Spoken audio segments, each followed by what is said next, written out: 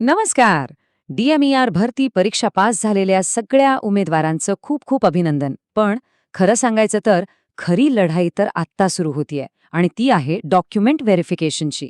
इथे एक छोटीशी चूक झाली ना की सगळी मेहनत पाण्यात जाऊ शकते. चला तर मग आपली निवड पक्की करण्यासाठी कोणती कागदपत्र लागतील हे आपण एकदम सोप्या भाषेत समजून घेऊया. हे ऐकायला थोडं धक्कादायक वाटेल, पण हे अगदी खरं आहे.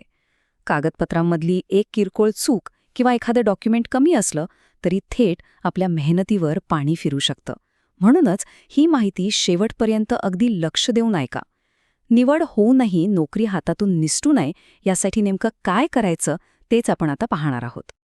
ही सगळी प्रक्रिया सोपी करण्यासाठी आपण तिला 5 मुख्य भागांमध्ये विभागणार आहोत. सगळ्यात आधी ओळख आणि अर्जाचा पुरावा.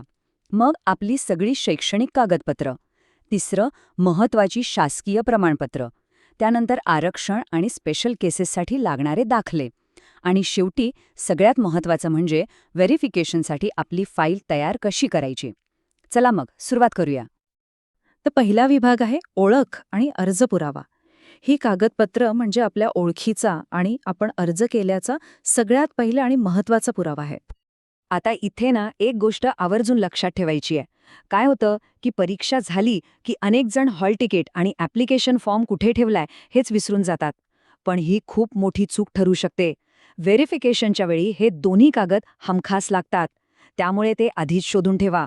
आणि हो, सोबत आधार कार्ड, पॅन कार्ड किंवा ड्रायव्हिंग लायसन्ससारखं एखादं दुसरं ओळखपत्र आणि अगदी लेटेस्ट काढलेले पासपोर्ट फोटोज पण तयार पाहिजेत. चला आता पुढच्या टप्प्याकडे जाऊया. आपली पात्रता सिद्ध करण्यासाठी कोणती शैक्षणिक आणि व्यावसायिक कागदपत्र लागतील ते पाहूया. खरं तर हीच कागदपत्र आपल्या निवडीचा मूळ आधार आहेत. इथे एक गोष्ट अजिबात विसरायची नाही. आपल्याला आपल्या डिग्री किंवा डिप्लोमाची प्रत्येक मार्कशीट सादर करायची आहे. अगदी एटीकेटी लागलेली असेल किंवा नापास झालेली असेल तरीही काहीही लपवण्याचा प्रयत्न करायचा नाही. 10वी-12वीच्या सर्टिफिकेटपासून ते पासिंग आणि अटेम्प्ट सर्टिफिकेटपर्यंत सगळं काही व्यवस्थित लावून तयार ठेवायचं. आता एक मोठा प्रश्न जो अनेकांना पडतो, व्हेरिफिकेशनच्या वेळी माझ्याकडे MSCIT सर्टिफिकेट नसेल तर काय? निवड रद्द होईल का? ही चिंता अगदी स्वाभाविक आहे. तर याची अजिबात काळजी करायची गरज नाही. शासन नियुक्ती मिळाल्यानंतर MSCIT पूर्ण करण्यासाठी 6 महिन्यांपासून ते 1 वर्षापर्यंत वेळ देतं. त्यामुळे जरी आत्ता आपल्याकडे हे सर्टिफिकेट नसलं तरी आपली निवड थांबणार नाही. अटेम्प्ट सर्टिफिकेट म्हणजे काय? सोपं आहे. आपला कोर्स पूर्ण करायला किती प्रयत्न लागले हे सांगणारं कॉलेजकडून दिलेलं एक सर्टिफिकेट.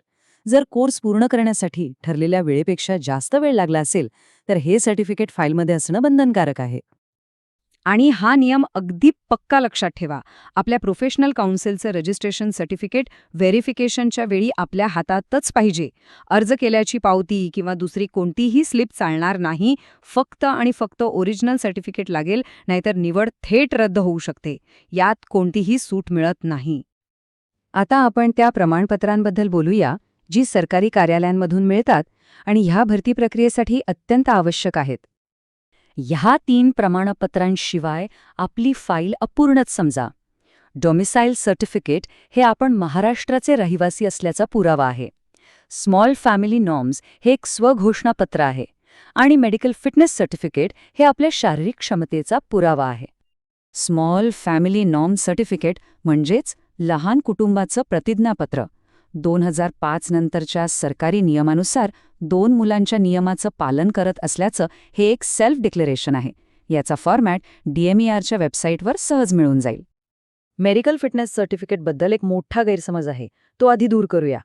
हे सर्टिफिकेट फक्त आणि फक्त रजिस्टर्ड MBBS डॉक्टरकडूनच घेतलेलं पाहिजे. तो डॉक्टर सरकारी असो किंवा प्रायव्हेट, त्याने काही फरक पडत नाही. पण एक गोष्ट लक्षात ठेवा, BHMS, युनानी किंवा इतर कोणत्याही पॅथीच्या डॉक्टरचं सर्टिफिकेट इथे चालणार नाही. हा पुढचा विभाग खूपच महत्त्वाचा आहे.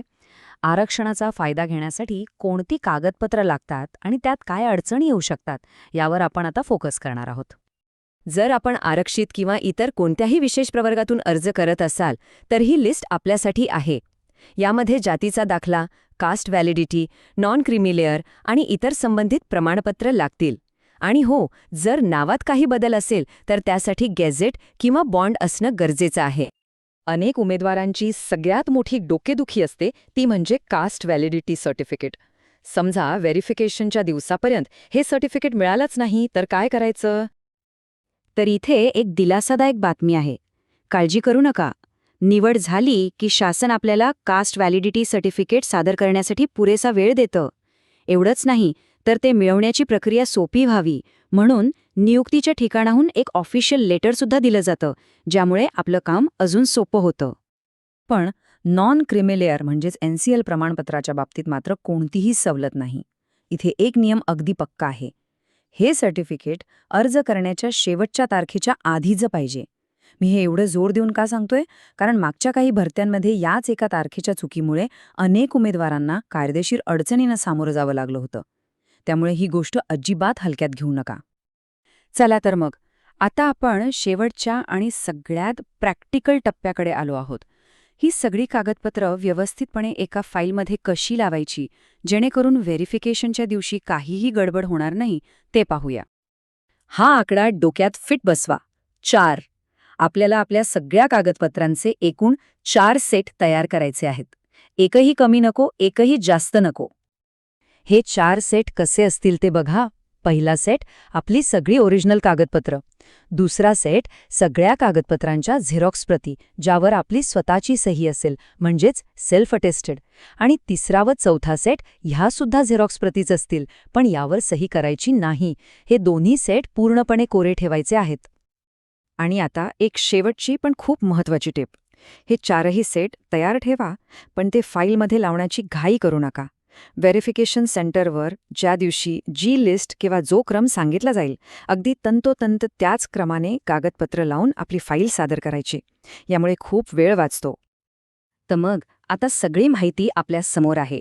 प्रश्न एकच उरतो, ह्या माहितीच्या आधारावर आपली फाईल आता तयार आहे का? लगेच तयारीला लागा, कारण योग्य तयारीच आपल्याला आपलं ध्येय गाठायला मदत करणार आहे.